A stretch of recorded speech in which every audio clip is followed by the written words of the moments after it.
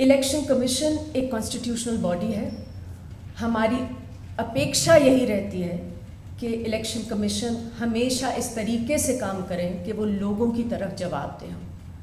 लेकिन लगातार ये देखने को मिल रहा है कि इलेक्शन कमीशन ना तो ट्रांसपेरेंट तरीके से काम कर रहे हैं, पारदर्शी तरीके से काम कर रहे हैं और ना ही लोगों के प्रति जवाबदेह हो रहे हैं। Voter turnout has been extremely fraught. After elections are held, the day of polling, at the end of the day of polling, the figures of voter turnout that are put out and eventually the final voter turnout that is put out by the Election Commission, there is a huge inexplicable increase. And this records the number of people who came to the polling booth. It records how many actually cast their vote and how many votes were cast in each EVM. This simple document has not been given by the Election Commission to the people of the country. In the recently held Haryana elections, many of these concerns surfaced again, and people asked for electoral records. They of course asked for Form 17C. They also asked for CCTV camera footage because people were told that there were very long queues of people who were waiting outside polling booths at the end at 5 o'clock or 6 o'clock when polling ended.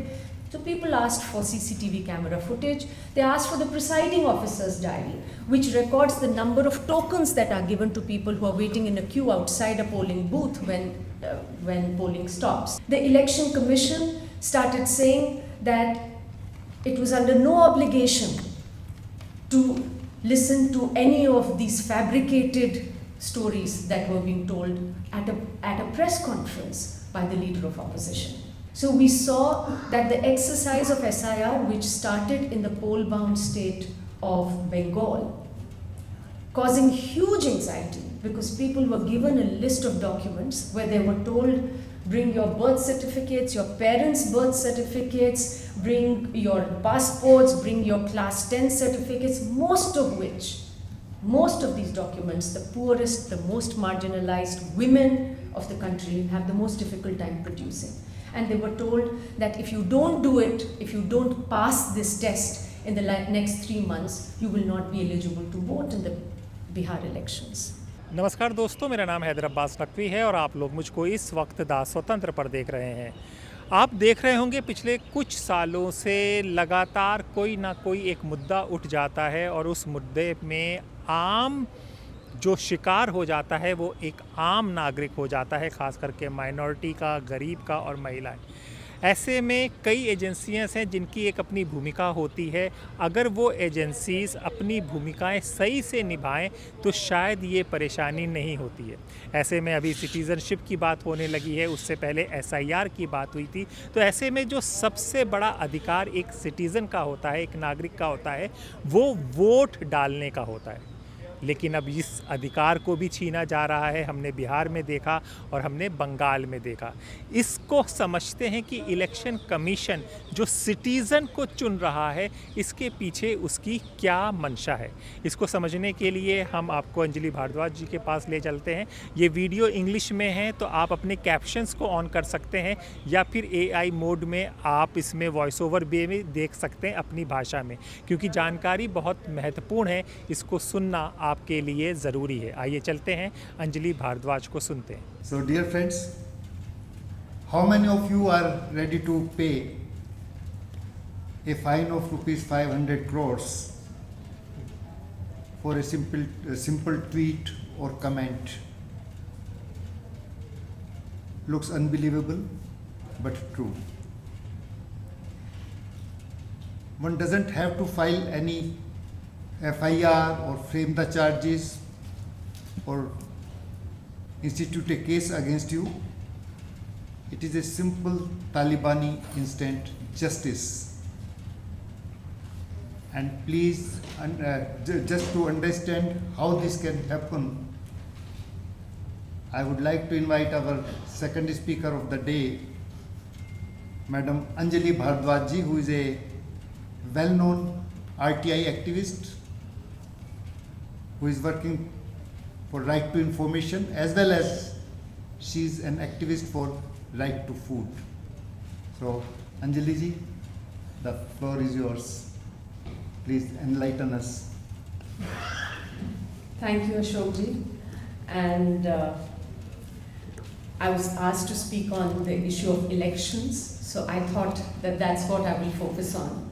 And I will, of course, also talk about some of the challenges that we are facing in terms of getting information from the Election Commission and around election records, and I promise to also, if time permits, talk a little bit about the data protection law, under which we might now be fined 500 crore rupees for simply collecting and processing personal information of people if there is a complaint made to the Data Protection Board. But I'll try and accommodate it in the time that you have allotted me.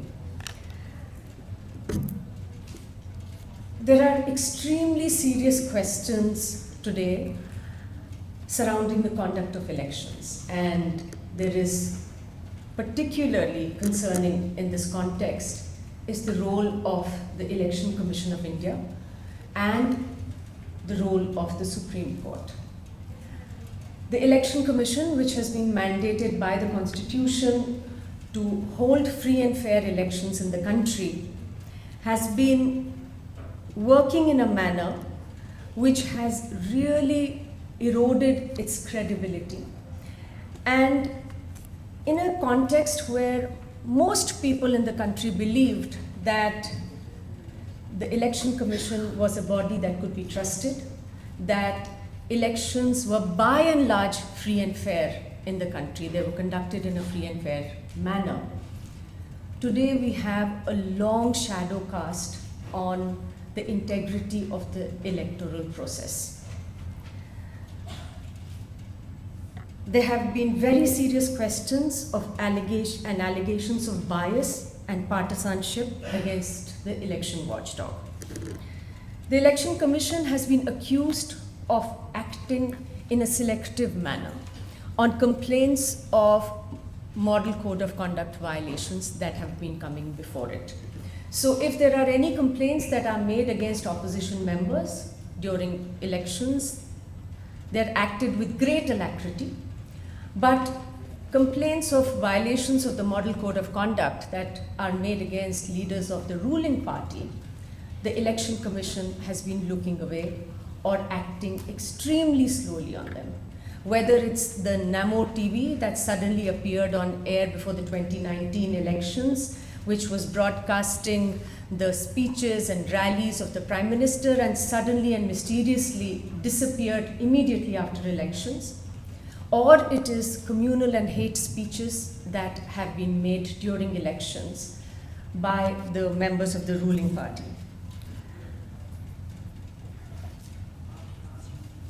And मुझे कहा गया कि मैं थोड़ा हिंदी में भी बोलूं, मैं कोशिश करूंगी हिंदी में भी थोड़ी अपनी बात रखने की. This is not something that has concerned just voters or the people of the country. We have amongst us today an election commissioner who was the sitting ex-election commissioner, who was the sitting election commissioner, who resigned eventually because he was flagging some of these issues within the commission, and his dissent notes were not even being taken on record. He had to eventually resign. He, of course, said that I'm not going to attend the meetings of the Election Commission, but because nothing was done about it, he eventually was forced to resign. There are also very, very serious questions about the lack of transparency in the functioning of the Election Commission and the absolute unwillingness of the Election Commission to be accountable to the people of the country. Election commission एक constitutional body है. हमारी अपेक्षा यही रहती है कि election commission हमेशा इस तरीके से काम करें कि वो लोगों की तरफ जवाब दें. लेकिन लगातार ये देखने को मिल रहा है कि इलेक्शन कमीशन ना तो ट्रांसपेरेंट तरीके से काम कर रहे हैं, पारदर्शी तरीके से काम कर रहे हैं, और ना ही लोगों के प्रति जवाबदेह हो रहे हैं. और इसमें एक बड़ा मुद्दा रहा है वोटर टर्नआउट का. So the issue of voter turnout has been extremely fraught. we've seen how consistently, after elections are held, the day of polling, at the end of the day of polling, the figures of voter turnout that are put out, and eventually the final voter turnout that is put out by the Election Commission, there is a huge, inexplicable increase. Now, this increase was limited to about 8% or so when questions started being raised.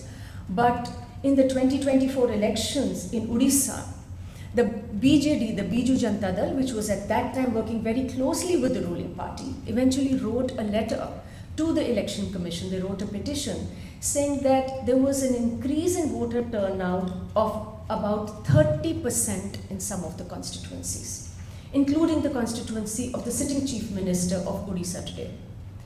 Now, a 30% increase in the voter turnout, the night or the end of polls, on the day of polls, and the final turnout a couple of days later raises very, very serious questions. Something akin to ballot stuffing is something that people are worried about could be happening. And naturally, because of these concerns, people have started asking for the only statutory form that gives us information about voter turnout. It's Form 17C, which is filled by every returning officer at the end of polls, and this records the number of people who came to the polling booth. It records how many actually cast their vote and how many votes were cast in each EVM. This simple document has not been given by the Election Commission to the people of the country. After repeatedly being asked, the issue even being agitated in the Supreme Court of India, the Election Commission has steadfastly refused to share copies of Form 17C with the people. It says that we are giving copies to the polling agents, and in fact, in the Supreme Court went so far as to say that there is a one-to-one relationship between a polling agent and Form 17C. So it's not something that can be given to the people. And mind you, there is no embargo on any polling agent making Form 17C public. So it's not as if it's a secret document, but the Election Commission, instead of putting this document in the public domain to ensure that people can continue to have faith in the manner in which elections are being held and the electoral results, has refused to make this very, very important and very simple document public. In the recently held Haryana elections, many of these concerns surfaced again, and people asked for electoral records. They of course asked for Form 17C. They also asked for CCTV camera footage because people were told that there were very long queues of people who were waiting outside polling booths at the end at 5 o'clock or 6 o'clock when polling ended. So people asked for CCTV camera footage. They asked for the presiding officer's diary, which records the number of tokens that are given to people who are waiting in a queue outside a polling booth when polling stops. All of these were denied to them.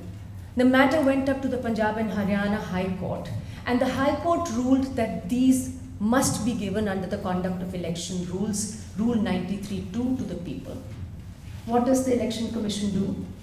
It immediately goes to the central government, and along with the union government, it changed Rule 93.2 of this Conduct of Election Rules. So it restricted people's access to information. Instead of complying with the Punjab and Haryana High Court decision, it just changed the rules and said that we don't have to give you information anymore. Very, very serious allegations have again come up of vote chori. I don't have to go into the details. I think everyone sitting in the hall here has heard the series of press conferences that were held by the leader of opposition in the Lok Sabha that were held last year. The Election Commission has been constitutionally mandated to create voter lists.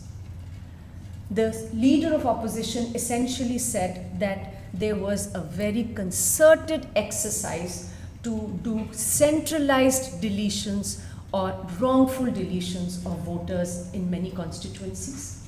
He said that there were fake voters that were infused systematically into the voter lists. He went to the extent of saying that Haryana elections were completely stolen. So he said 25 lakh fake voters were found by the Congress party on the Haryana voter lists, and there were hundreds of people residing on the same at the same residence. There were fake voters, duplicate voters that were there. What did all of us expect from an independent, unbiased watchdog? We expected that the Election Commission will immediately call an all-party meeting. We are living in digital India, that the meeting might even be live telecast or broadcast so that all of us could actually see and satisfy ourselves that nothing was amiss. We expected that the Election Commission will do this meeting and go into the allegations that were made, would be concerned and say, how could this have happened under our watch? Instead, what we saw was absolutely shocking, because the Election Commission started saying that if anything had to be done, if any investigation was expected of the Election Commission, first an affidavit would have to be filed by the Leader of Opposition. So the technicalities is what the Election Commission hid behind. The Election Commission started saying that it was under no obligation to listen to any of these fabricated stories that were being told at a press conference by the Leader of Opposition. A proper investigation could have been done if what was being told by the Leader of Opposition was not true. It could have been proved. Instead, the Chief Election Commissioner came and did a series of press conferences of his own, in which he said that the Leader of Opposition should prove that these duplicate voters indeed went to vote. And when the Election Commission was asked that we need CCTV camera footage to prove any of this, the Chief Election Commissioner hid behind the privacy of bahus and betis of the country and said, how can we give CCTV camera footage? So clearly, there was no concern about the privacy of women when CCTV cameras are being installed. Clearly, they're not for private viewing. They're installed there, CCTV camera footage is collected, so if there is any question of electoral fraud, people can satisfy themselves. And when that happened, the Election Commission said that's not something that we can share at all. What did the Election Commission do instead? The Election Commission launched the Special Intensive Revision exercise of the electoral rolls in the country. 100 crore people, through a diktat, a farman of the Election Commission, were told one fine day that you have to prove your citizenship or be struck off the voter list of the country. So we saw that the exercise of SIR, which started in the poll-bound state of Bengal, causing huge anxiety because people were given a list of documents where they were told, bring your birth certificates, your parents' birth certificates, bring your passports, bring your class 10 certificates, most of these documents, the poorest, the most marginalized women of the country have the most difficult time producing. And they were told that if you don't do it, if you don't pass this test in the next 3 months, you will not be eligible to vote in the Bihar elections. The matter was, of course, agitated in the Supreme Court, but we had the rollout of this happening across the country. The Election Commission said, we're going to do this not just in Bihar, we're going to do it in every single state of the country. And this was done without offering any reason for undertaking the exercise, without any consultation being held with any political party, with the people of the country. No consultations were held. Of course, the Election Commission was asked, many of us filed RTI requests to the Election Commission, and we asked, can you give us the reasons why you undertook this exercise? Can you tell us who you held consultations with, if you did? And the response was that no information exists in material form. So the Election Commission said that we haven't got any documents which list out the reasons why we have undertaken this mammoth exercise, which involves these 100 crore people of our country, which could disenfranchise crores of people in the country. When we filed appeals, the principal secretary gave in writing that the decision to hold the SIR has not been taken in the Election Commission. That begs the question, where was this decision taken? Was it taken in the BJP headquarters? Was it taken by the Ministry of Home Affairs? Where was this decision to hold the SIR taken? We still have no idea. The citizens of the country are today still in the dark about why our Election Commission did this exercise, undertook this exercise, who decided that this exercise has to be undertaken, and whether anybody was consulted, and if at all, who was consulted.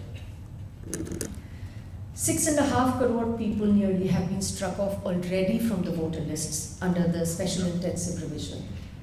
And estimates suggest that nearly 10 crores is what the figure will look like.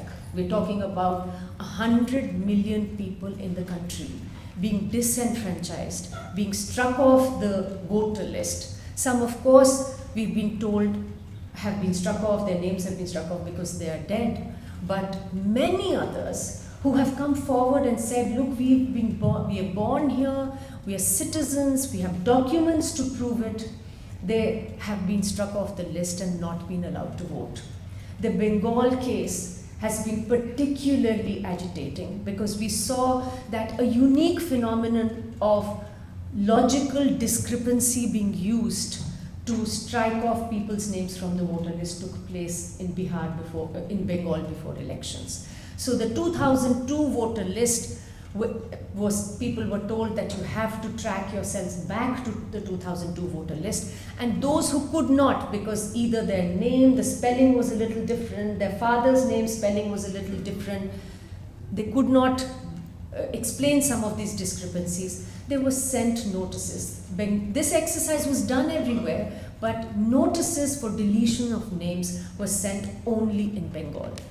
1.36 crore people got these notices. Again, these names were selected through the use of a secret algorithm. Nobody knew what algorithm was used. The Election Commission said we've used an algorithm to identify these 1.36 crore names. And finally, out of those names, 27 lakh people were not allowed to vote without being given a chance to be heard. They approached the tribunals, and before the tribunal could actually hear their cases, elections happened and they were disenfranchised. So these are people who have documents. They have passports, they have Aadhaar cards, they have ration cards, they have all sorts of documents, but have been disenfranchised because a secret algorithm flagged their name. The Election Commission decided that they cannot vote in these elections. The role of the Supreme Court has been extremely concerning in all of this as well, because it's in the backdrop of how the Election Commission has been functioning that many groups, people approached the Supreme Court saying, who are being made election commissioners? The whole question of the selection of election commissioners was agitated. And in the Anup Baranwal case, the Supreme Court of India said that yes, the selection of election commissioners has been done by the executive so far, but we believe that for a neutral watchdog to be selected, and given all the concerns, the Citizens Commission on Elections, of which many of us were part, and Justice Lokur was chairing that commission, had very painstakingly listed down all the problems with the Election Commission. The Supreme Court relied on that report, and the court said that there must be a body which does not have a preponderance of the executive, which selects the election commissioners of the country. It was a very, very landmark judgment, and there was absolutely no ambiguity in the judgment. And in fact, the Supreme Court, to also signal what it meant, said that till a law is made by Parliament, as it is supposed to be, 3 people should be on the selection committee: the Prime Minister, the Leader of Opposition, and the Chief Justice of India. so that it's not a body that has predominantly the executive.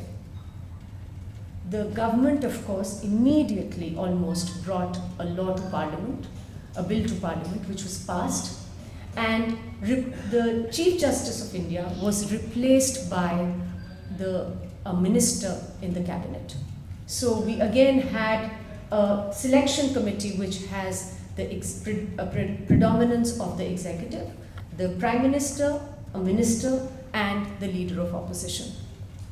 This matter has been agitated in the Supreme Court again, that this is contempt, this is going against what the Anup Baranwal judgment said. The matter has been languishing since 2023 in the Supreme Court of the country. The court has not found the time to decide this critical issue which impacts elections for all the 1.5 billion people of this country. Again, issues of transparency, the lack of transparency, not giving Form 17C, CCTV camera footage, changing within days of the Punjab and Haryana High Court, the ruling, the rules, the conduct of election rules, all of this is languishing before the Supreme Court. The Supreme Court has not found the time to decide the matter. The SIR exercise, I think each one of us have followed and seen what has happened in the Supreme Court. When people have gone with such high hopes to the Supreme Court, saying that this exercise has been undertaken, it has hurled people across the country into deep anxiety. This is not how an exercise of this nature can be undertaken. The Supreme Court, the constitutionality of the matter was agitated. The Supreme Court just stayed mute, did not stay the rollout of the SIR in state after state. So after Bihar, after seeing the manner in which the SIR was rolled out, the anxieties that it caused, it allowed, without giving its own judgment on the constitutionality, without saying that it's constitutional, the SIR, it allowed the SIR exercise to continue. And we saw what happened in Bengal after that. The number of deletions in Bengal in a very large number of constituencies through the SIR is more than the winning margin in those constituencies. So there's a huge question mark today on the Bengal election results, the electoral results. And of course, the Supreme Court, when it was approached, and people said that 27 lakh people haven't even had the chance to have their cases heard before the tribunals, either push the elections forward or allow us to vote. The Election Commission, the Supreme Court said that it doesn't matter. If you can't vote in these elections, you can vote another time. So this is the context in which elections are happening in our country.